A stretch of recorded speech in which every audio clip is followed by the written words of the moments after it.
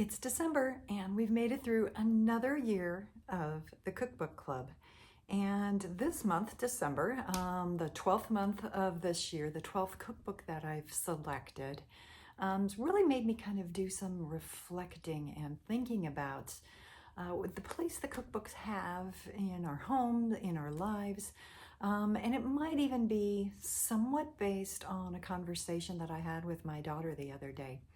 I had taken a look at a new cookbook, it was more plant-based, but it did use eggs, and so it was more vegetarian, I guess, because it did have some eggs and dairy in there.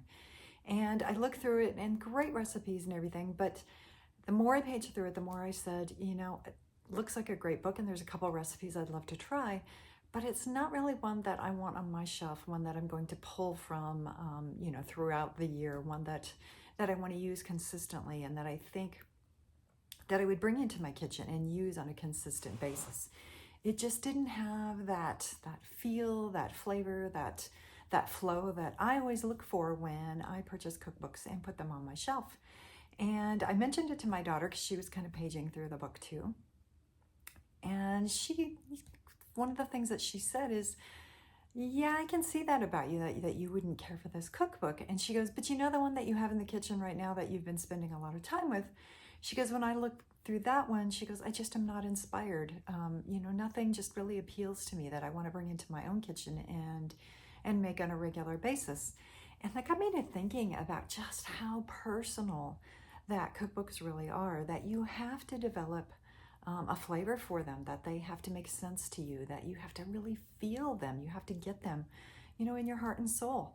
And I think that's what's so magical about cookbooks, and maybe that a lot of people that, don't spend a lot of time in the kitchen haven't realized yet. They haven't picked up on that. A cookbook is a cookbook, and maybe they make a recipe or two, and then it probably ends up, maybe buried on their shelf or in a pile, or maybe even eventually in a giveaway pile. But when you really, really start cooking, I think there's something about finding that perfect cookbook or perfect cookbooks that you will take to your cookbook shelf, that you will bring into your kitchen, and that you will use consistently. And this is my third year of running the Cookbook Club, and I've done it all. The reason that I started it was strictly for myself, to fill up my own cookbook shelf with things that I wanted to use, with cookbooks that meant a lot to me and that I wanted to refer back to again and again, that I found value in. And so when I started this again 3 years ago, I didn't really think much about it. It was something that I wanted to do for a year. I wanted to, again, fill up my bookshelf. I wanted to bring new food items into my kitchen.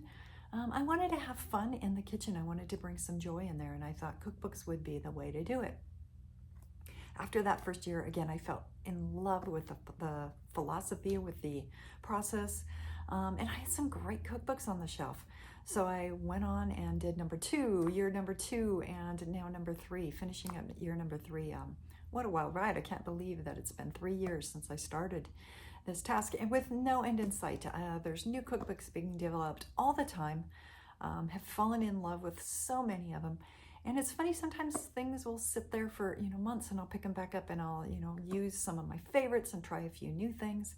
And I think that's the beauty of it, is some cookbooks are meant for summer, some cookbooks are meant for maybe for the holidays or for winter months, or there's just certain things that you find appealing about certain cookbooks. Something resonates with you. It's when you pick it up, when you read it, when you look at the table of contents, or you take a look at a couple of the recipes, you instantly have that feeling of, this is a keeper, or yeah, maybe this isn't quite the one for me.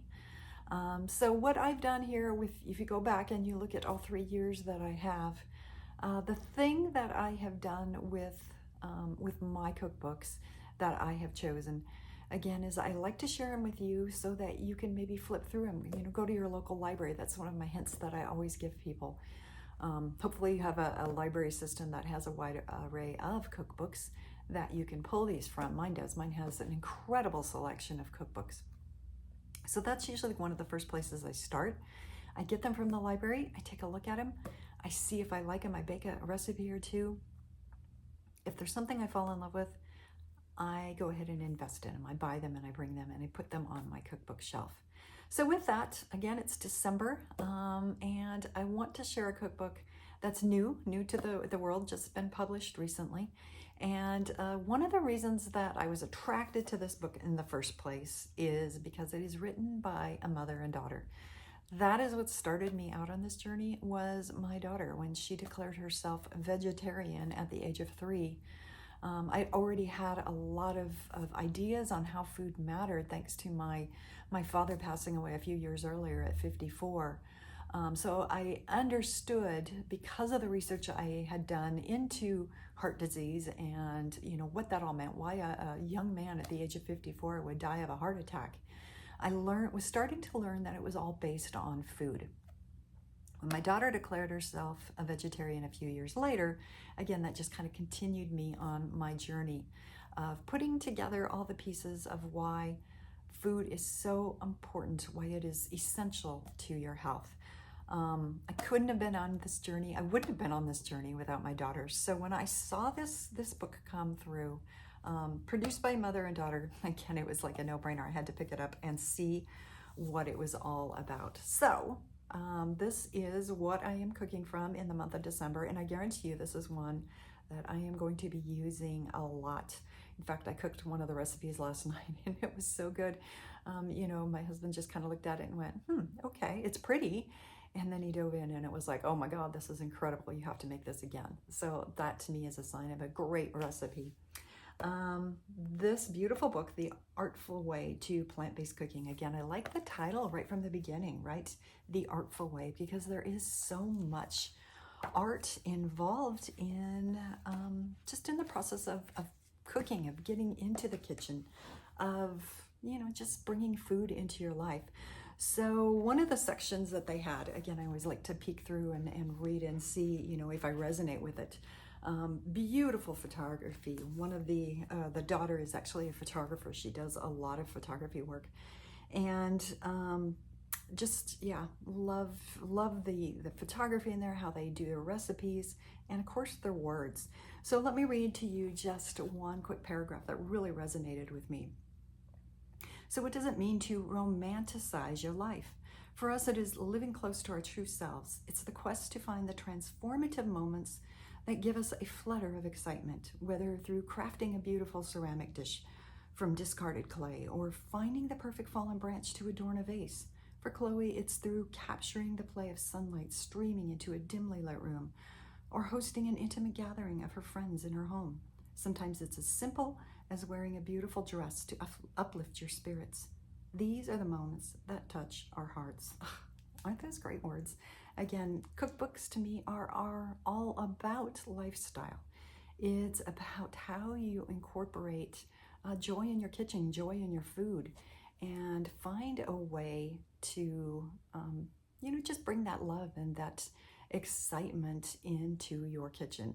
Hopefully, if you've been here for any length of time, you're starting to realize that there's just how much joy, how much fun you can have actually cooking and bringing things to life, especially when you do add a flair, when you play with the food itself. And The Artful Way to Plant-Based Cooking, again, to me the title says it all, because it is an art. And that doesn't mean you have to be good at it. Doesn't mean you have to be a true chef in order to appreciate good food. It's just about opening up your heart in the kitchen and putting that love back into your food. So I know I mentioned last night that I created a wonderful recipe that my husband enjoyed, and I thought I would just share it. It was corn fritters with an avocado smash and arugula salad. Sounds great, doesn't it? But again, look at their picture. You can see that. There we go. A little bit of glare on it, but it's just absolutely beautiful. And that's exactly how mine turned out too. Just looked beautiful. I plated it in a very similar way to what they had done there. And it tasted absolutely wonderful. It was a big hit. And also one that I could see myself when we have maybe a couple friend over serving something like that to them as well. A couple of different dishes, and definitely add that one into the mix, because it tasted so good. It was so simple. and just had some really classy ingredients in it that, that I love mixing together and that I love sharing and putting on a plate and actually eating. So if you're looking for one final cookbook to end your year with, to put on your own cookbook shelf, or maybe even to give as a gift to someone who is also on a plant-based journey, I would highly recommend, as you can tell, I've got lots of markers in here that I can't wait to try. I would highly recommend that you pick up this book, The Artful Way of Plant-Based Cooking. Name says it all. It's a lot of fun, and thank you so much if you've been a part of this. Thank you so much for following me this year, for finding cookbooks that you can bring into your own kitchen, finding cookbooks that hopefully fill you with joy, fill your kitchen with love, and that you thoroughly enjoy making and enjoying with your family and friends. We'll see you next year. I'm definitely going to be here sharing more cookbooks with you next year. Feel free to subscribe and like this this video right here. Subscribe because, again, I'll come into your inbox next year and share you some more delightful cookbooks that you can bring into your own kitchen. Happy holidays!